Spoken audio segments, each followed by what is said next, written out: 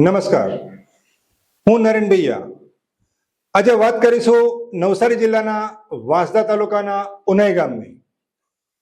ઉનાઈ ગામમાં ચોમાસાના પ્રથમ વરસાદ દરમિયાન ગામના અનેક ઘરોમાં વરસાદી પાણી ઘૂસી જતા રહેવાસીઓને ભારે હાલાકીનો સામનો કરવો પડ્યો હતો. ઘરોમાં પાણી ઘૂસી જતા ઘર વખરીનો સામાન, અનાજ, ઇલેક્ટ્રોનિક્સ ઉપકરણો તેમજ અન્ય કિંમતી ચીજવસ્તુઓને નુકસાન પહોંચ્યું છે.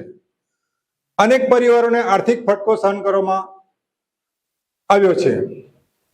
ઉનાઈ ગામ ઉનાઈ માતાજીના પવિત્ર ધામને કારણે સમગ્ર ગુજરાતમાં જાણીતું છે, પરંતુ સ્થાનિકોના જણાવ્યા મુજબ વર્ષોથી વરસાદી પાણીના યોગ્ય નિકાલની સમસ્યા યથાવત છે. જૂની અને અપૂરતી ગટર વ્યવસ્થાના કારણે દર વર્ષે વરસાદી પાણીનો ભરાવો સર્જાય છે.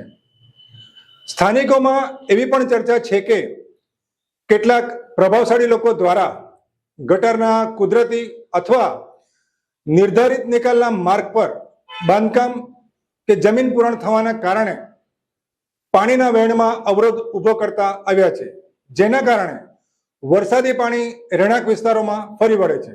જો કે આક્ષેપોની સત્તાવાર પુષ્ટિ થઈ નથી અને સંબંધિત તંત્ર દ્વારા તપાસ બાદ જ હકીકત સ્પષ્ટ થઈ શકશે. સ્થાનિકોનું કહેવું છે કે ગામમાં વિકાસના દાવાઓ વચ્ચે વરસાદી પાણીના કાયમી નિકાલ માટે અસરકારક આયોજન જરૂરી છે.